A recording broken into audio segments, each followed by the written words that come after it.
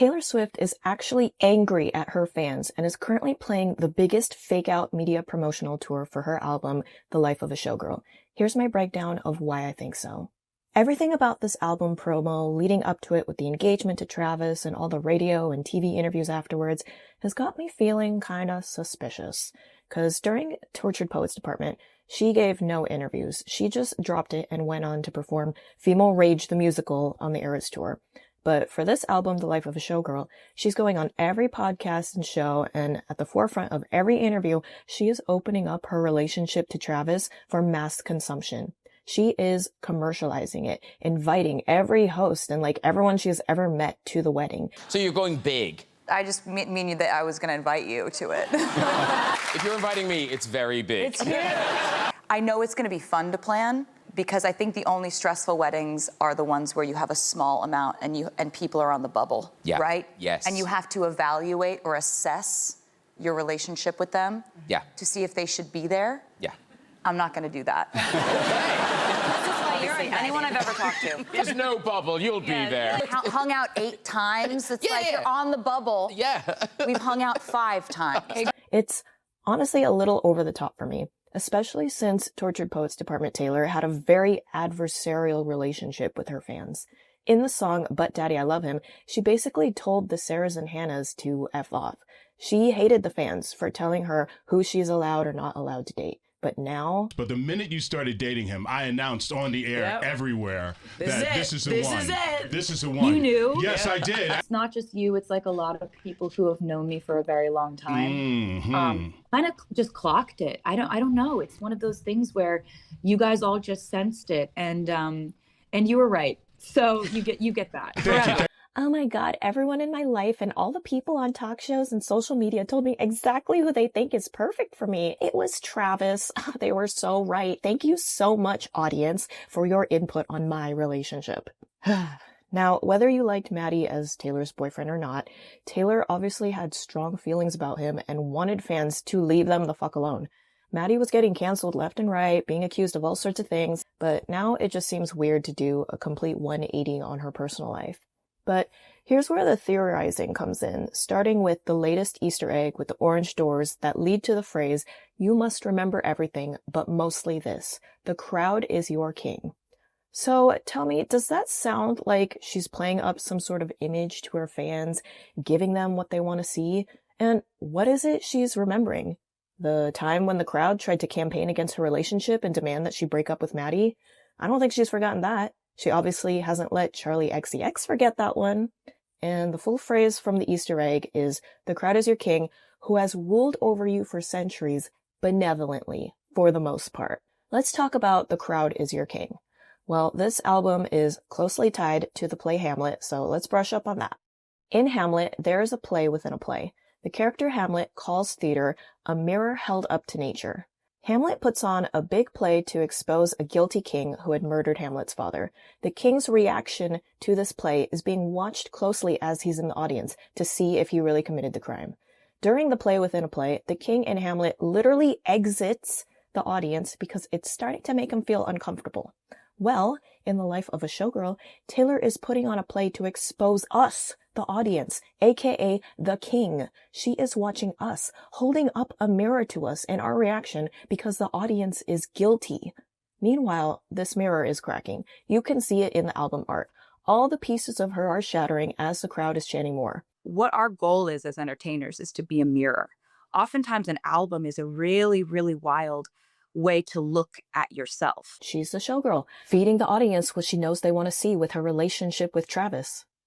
A lot of people say that this Travis Love album has felt very shallow, and on the surface, it is. But I think Taylor is well aware of that.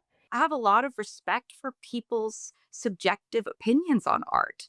I'm not the art police. It's like everybody is allowed to feel exactly how they want. I have such an eye on legacy when I'm making my music.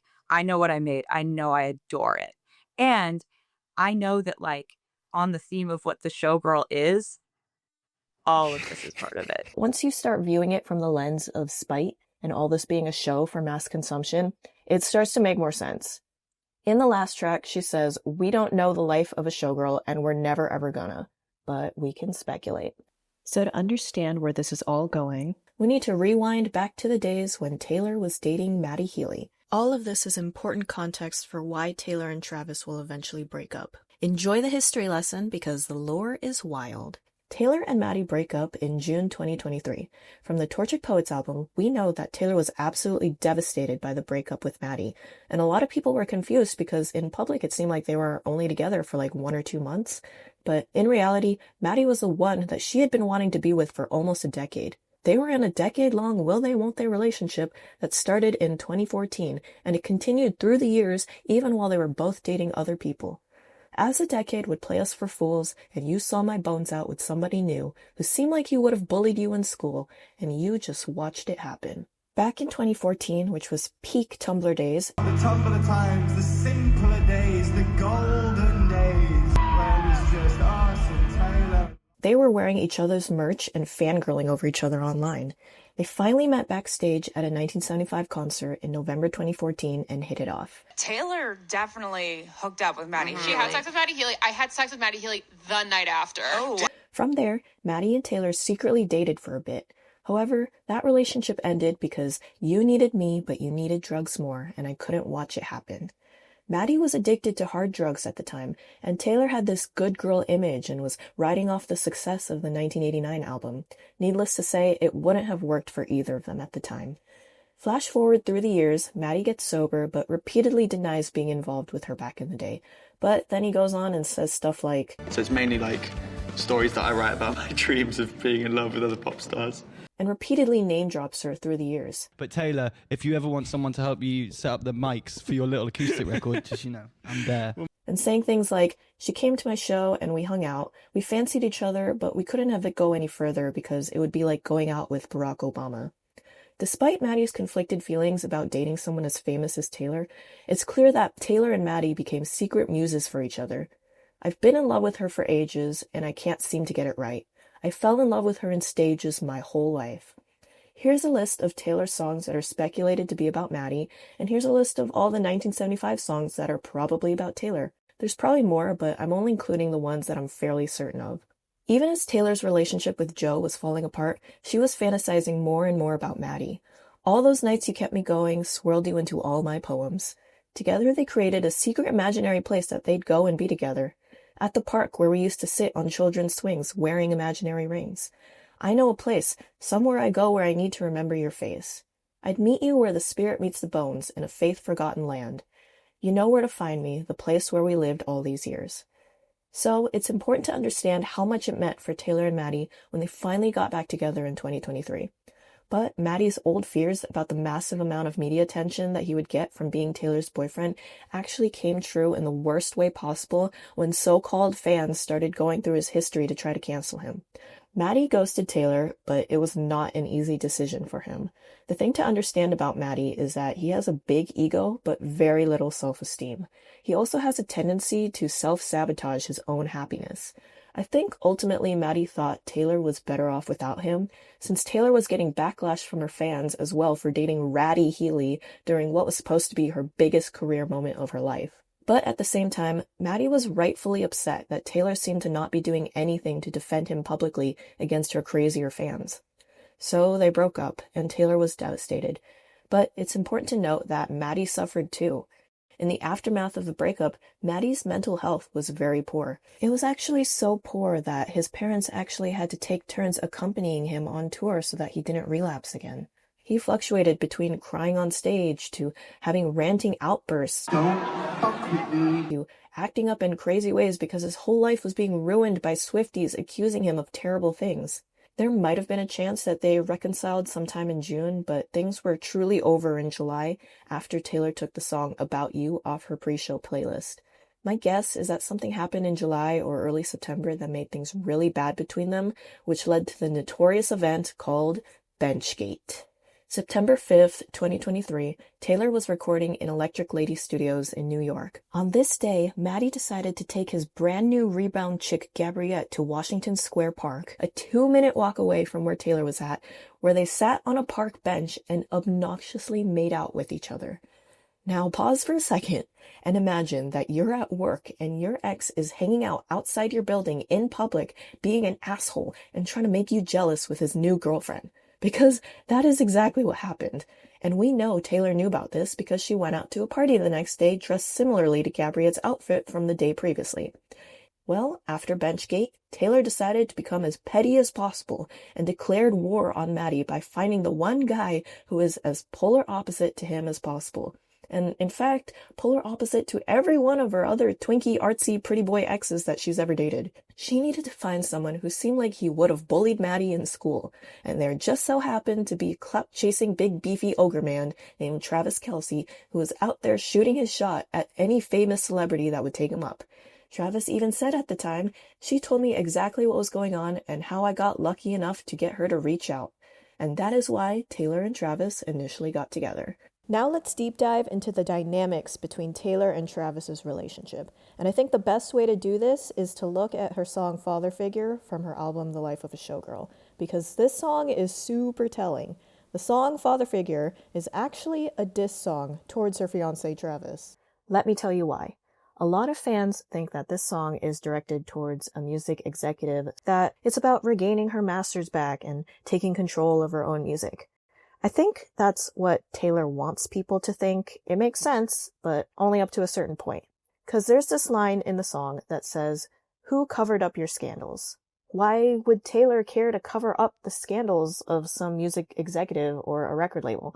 Also, why is she referring to the record label as her protecting the family? Let's get into why I think Father Figure is actually about Travis Kelce. When I found you, you were young, wayward, lost in the cold. Pulled up to you in the jag, turn your rags into gold. Before Travis met Taylor, he had experienced a period of, and I quote, being damn near dead broke during his NFL rookie year. He was spending an extravagant amount of money on items like expensive sneakers and nightclub bottle service. Eventually, he got out of that period, but he was by no means rolling in fame and money the way that he is now after he met Taylor. And she was definitely the one who turned his rags into gold. The winding road leads to the chateau.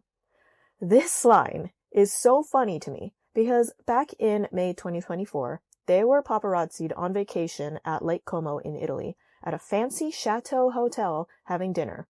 I cannot get over these photos because when it came out, everyone clocked how staged it was and how weird it would be to be having dinner on the front lawn of a hotel directly in front of the paparazzi. Like, just look at it on Google Maps. They could have sat in the back side of the hotel away from the street, but instead they arranged to set up a table and sat directly facing the front entry gate to a public street.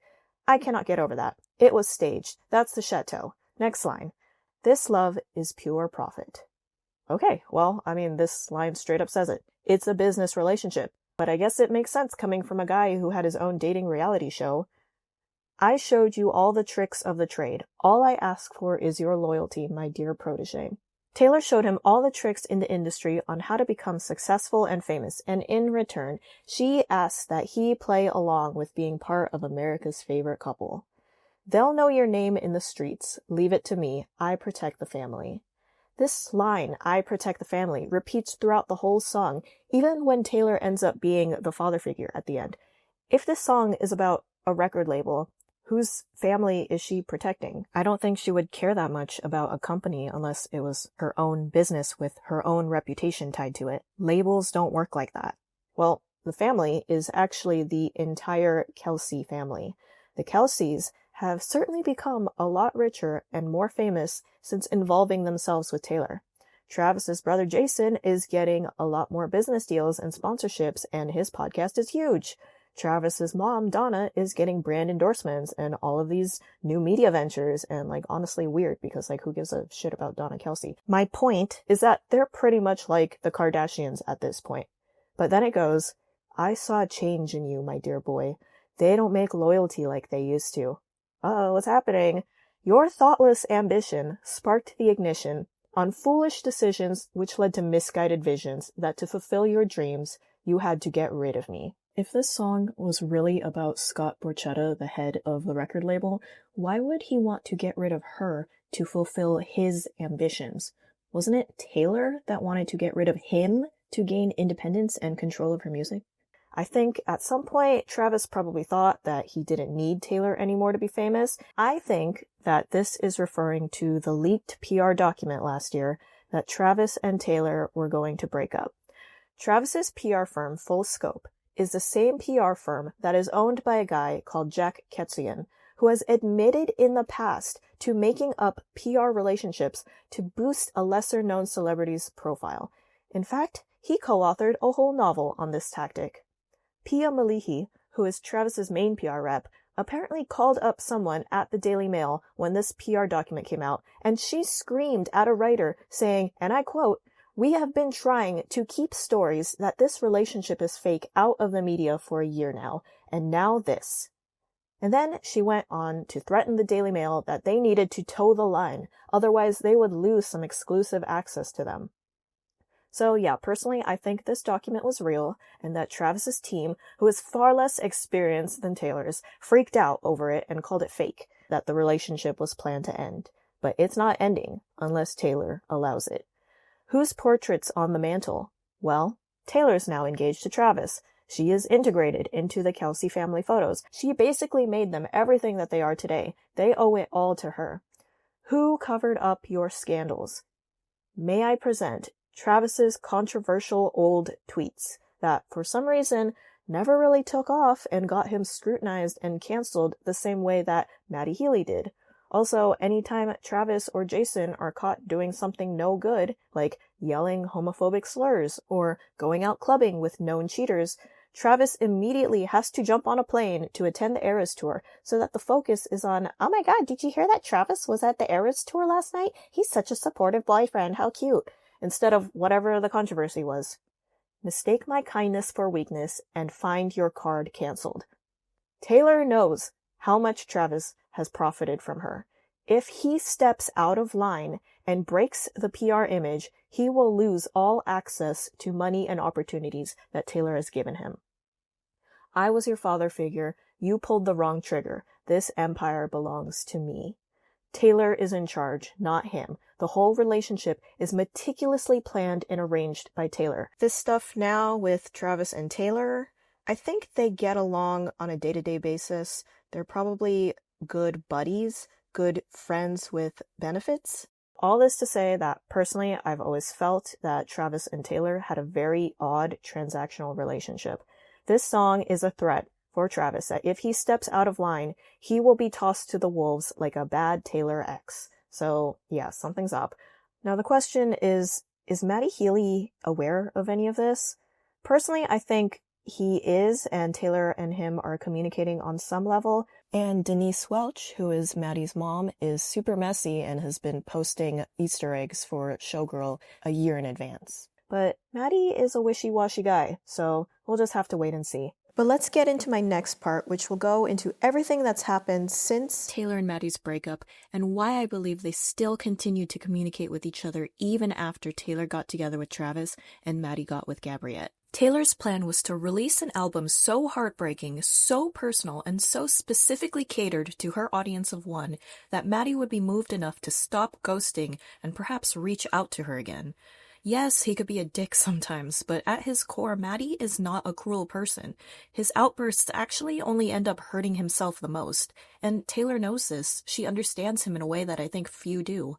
People like to say that Taylor completely destroyed Matty in the song The Smallest Man Who Ever Lived, but that's only one angry song in an album of like 30 other songs. The rest are heart-wrenching love songs where she talks about how much she misses him or how much she wants him back. Which leads to another reason why Taylor got together with Travis. She couldn't have released the Tortured Poets Department while single. She would have been that pathetic ex still crying over that problematic guy that dumped her. She needed Travis as a human boyfriend shield to distract the public and improve her image while she worked behind the scenes. But unfortunately, releasing the Tortured Poets Department didn't work because Matty just freaked out and doubled down. A month later, he got rush engaged to Gabriette. and I actually think he was embarrassed of it, because they didn't announce it for like a week or two until Gabriette drunk posted her engagement ring online on someone's ass at a party, and then he hid her engagement announcement in a pile of shitpost memes on his Instagram story, and then the next day he looked hung over like he was regretting his life decisions. I'm not going to get too much into the train wreck that is Matty and Gabriette's relationship, but Gabriette is someone that kind of represents the exact opposite of everything Matty has stood for his entire career. And I think getting with her was what Matty believed he deserved with love at the time, like dating a vapid influencer was his own form of self-harm. And sadly, she's not really challenging him when it comes to him slipping out of his sobriety. But I will just say that ever since Benchgate, embarrassed is a good way to describe Matty every time he's around Gabriette. Gabby, do not do that with the pasta. Gabby. Because the thing is, Matty is like a frightened deer. If you push him too hard or expose him too much, he gets defensive and runs away. But if you make him jealous while giving him subtle reassurances, strangely he'll come back. Even Gabriette knows this. She makes him jealous all the time. How do you feel right now?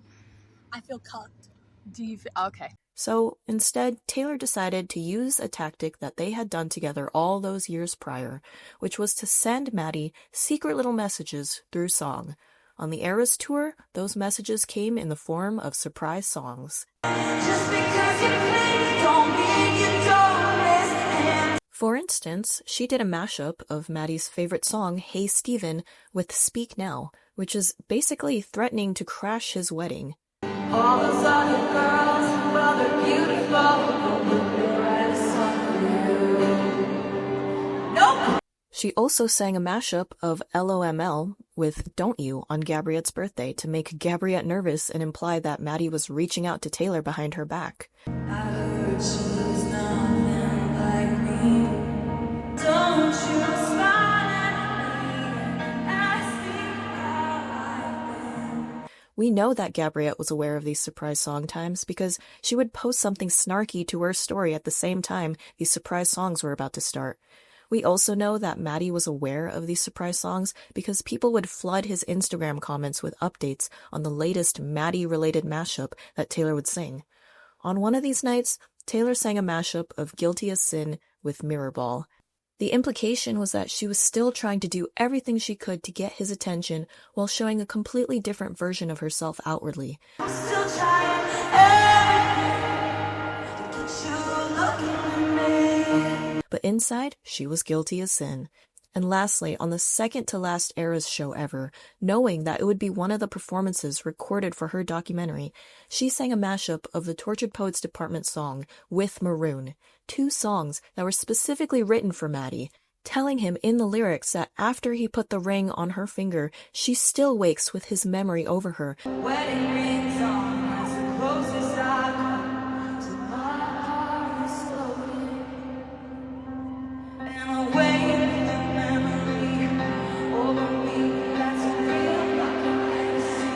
These surprise song segments were the moments keeping her going through the tour, and Matty was responding in his own ways, sometimes posting yearning love songs to his Instagram stories.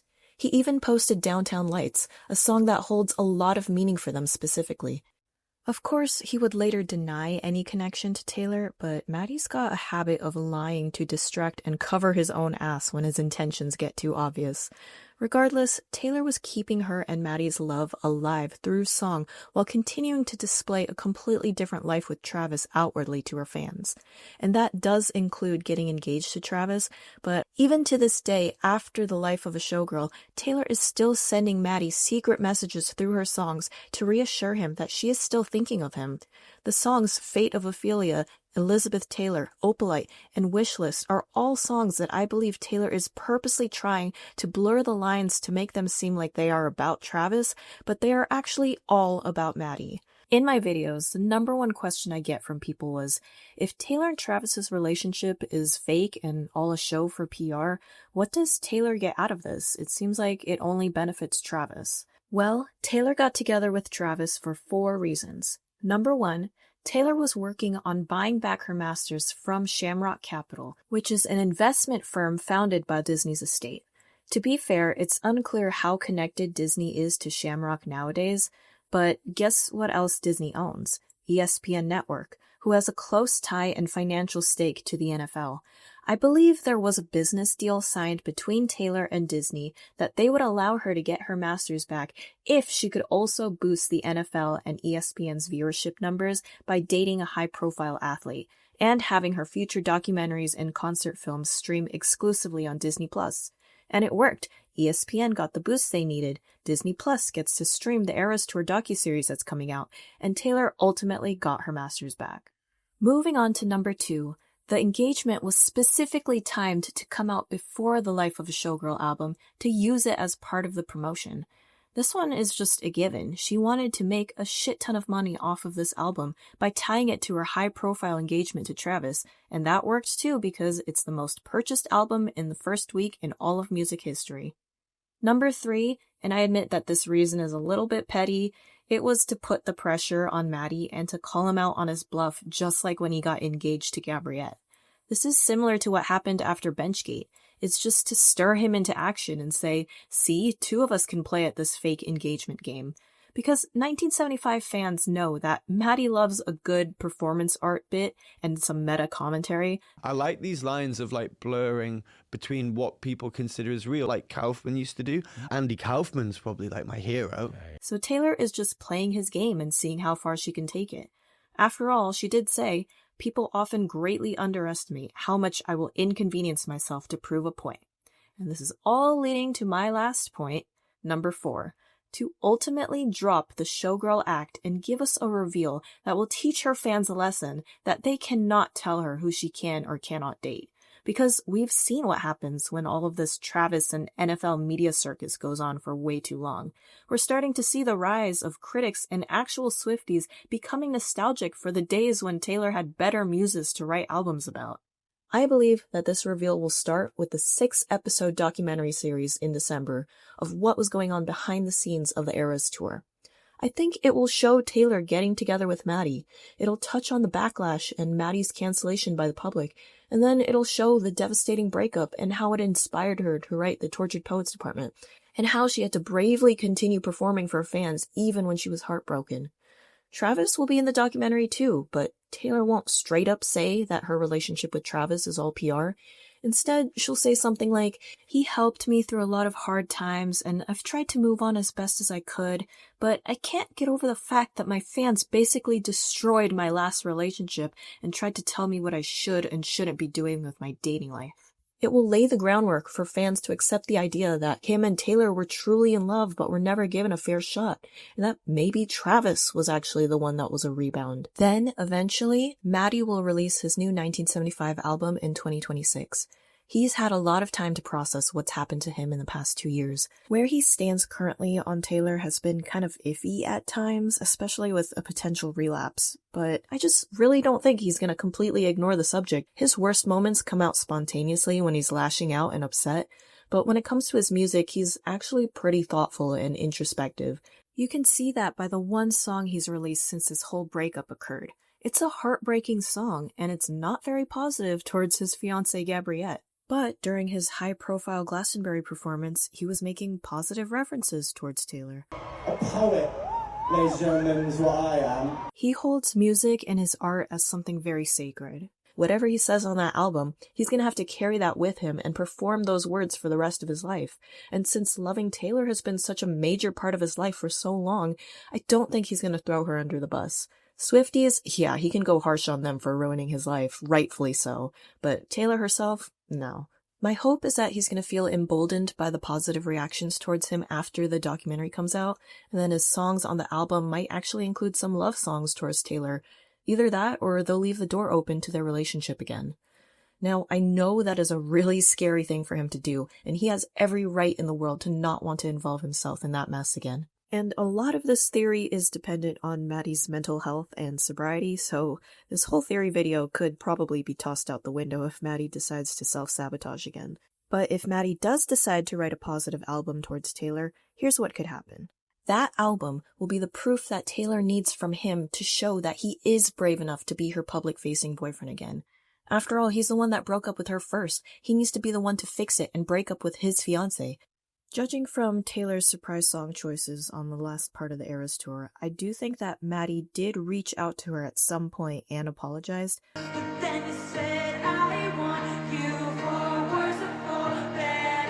But Taylor was not ready to accept it at the time. She probably said to him, "If you're really sorry, you need to prove it to me in your next album." And assuming that's what happens, this album will be like Taylor's Speak Now moment, which will win her over and cause Taylor to break off her engagement to Travis before the wedding. And that will cause worldwide Swiftie outrage. The public is going to come down on her so hard and say, "See, she can't hold down a guy. She blew it again. What a slut." And her reputation will be trashed.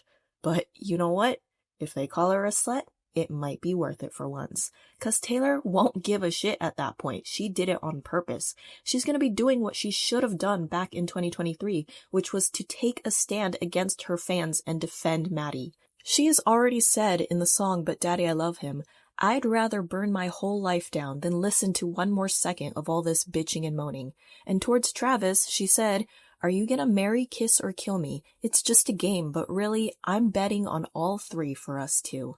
Well, that's where this is going. Now, she could be really crazy and actually go through with the wedding, but get divorced soon after, much like Elizabeth Taylor and her 8 marriages. But I think what's more likely is that she'll break up the engagement with Travis before the wedding, and Travis will have effectively helped her to ruin her own reputation, and that is what will kill the showgirl Taylor. And to prove to you all even more about how she doesn't care about her fans' opinions on her personal life, at that point, she's going to release the Reputation vault tracks, and that will bring fans back to the time where it all started, with her secret relationship with Matty back in 2014 and the time of when she first got cancelled. She is going to cancel herself so hard by the public and bring herself down to Matty's level, so by the time they hopefully maybe get back together, everyone will just say, "Damn, she backed out of an engagement to be with Matty, that guy who's so problematic. I guess they freaking deserve each other." And she'll be like, "Yeah, we sure do." 'Cause let's just be so for real right now. We're talking about Taylor Allison Swift, the pettiest bitch you've ever seen, the woman who has never gotten over anything in her entire life, the one who's been writing about passionate, sweep you off your feet, Romeo and Juliet type screaming, fighting, kissing in the rain romance ever since she was a teenager. This grand gesture is so theatrical, so batshit crazy, and so right up her alley. And you just gotta stand back and applaud. She wrote a whole freaking album and numerous other songs throughout the years telling fans that Matty was the one she wanted, and people still don't take her seriously. They still try to pretend that she's actually into big dumb football guys like Travis, but it has always been Matty. And, you know, Swifties, after they've had time to process all this, I really do think that eventually they'll come around and realize that this thing with Matty was the greatest hidden love story that they've ever seen, and they just didn't know it at the time. And if it all works out the way I'm hoping and predicting, eventually, out of all this chaos, all the cancellations and the backlash, all of this will just make Taylor better. And Taylor's 13th album will be the greatest, most authentic, and best version of herself possible, with the real love of her life by her side. And whatever happens after that is anyone's guess. One thing is certain is that they will forever be intertwined in some way. Let me know what you think of my theory. If I'm wrong, I guess I'll find out in 2 months when the documentary comes out. But if I'm right, well, you heard it here first.